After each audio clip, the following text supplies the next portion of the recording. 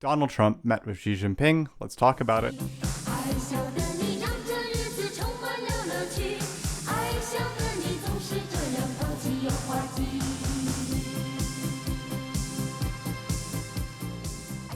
Trump and Xi met starting May 13th for a two-day summit. Key issues include trade, war, and AI. The U.S. Supreme Court struck down Trump's executive tariffs as beyond the scope of the presidency. Thus, other tariffs also stand on shaky grounds in terms of legality. Trump wants to secure a trade deal, such as the 10% deal he struck with England, in order to have some stickiness to his economic policy. Xi would like Chinese exports to have a continued place in U.S. markets. Some around Trump want to limit Chinese goods to U.S. consumers, such as Elon Musk, who doesn't want Chinese electric vehicles on American roads. The Chinese car companies are the most competitive car companies in the world.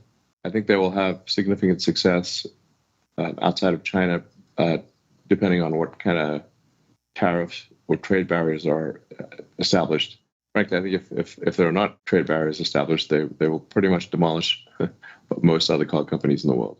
Republicans want Trump to open up China to American goods, saying that Chinese policies, such as IP theft, need to be addressed. Democrats say that Trump's corruption is the real story, citing House Oversight Democratic staff analysis finding that, as of January 2026, Trump and his family had used the presidency to generate nearly $2.25 billion in risk-free profits. War is the next topic. The U.S. conflict with Iran is in its third month. Oil is up to $109 per barrel, whereas it was $72 a barrel in February.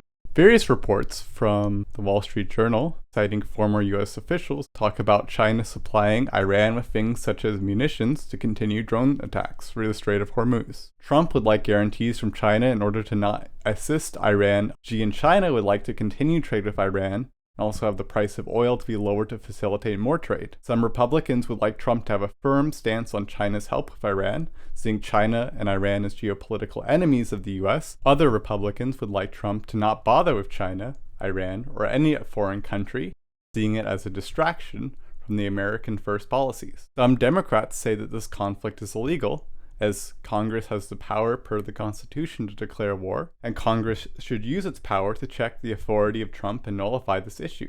And that if we permit such a flagrant violation of the law, we, the Senate and the Congress, will have surrendered the war power completely to the executive. I believe it is also in direct contravention of the Constitution and our duty to uphold it. Other Democrats say that this is best seen through the lens of conflict between Israel and Palestine, and that US and Israel are working together to disparage others in the region. America's only way of dealing with this new adversary is by trying to roll the clock back to allow its vassal states to engage in siege warfare. Israel, of course, I'm referencing.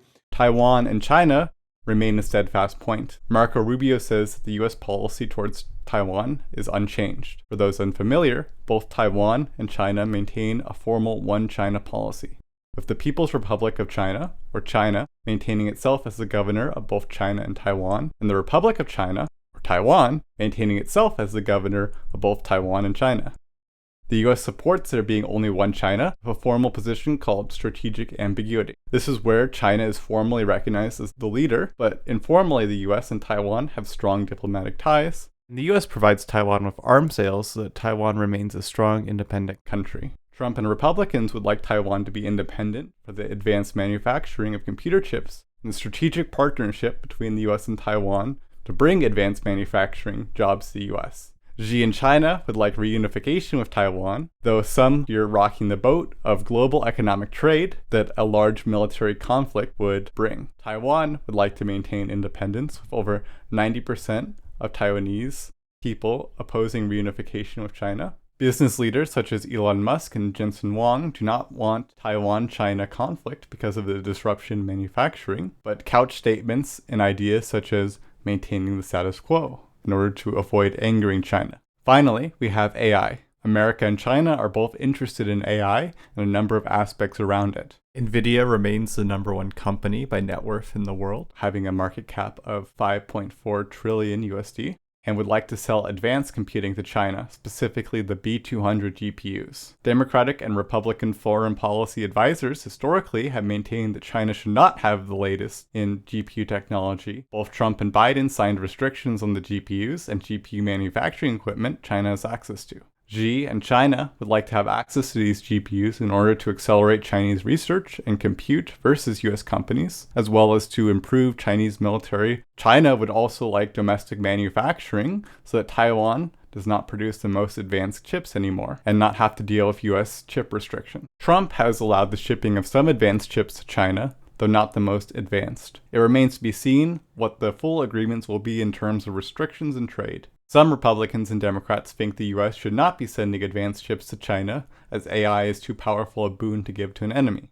Other Republicans and Democrats think the focus should be on the data center build out domestically and don't have a strong opinion of the AI race between America and China. This is the Trump-Xi meeting. Thank you and stay tuned for more news.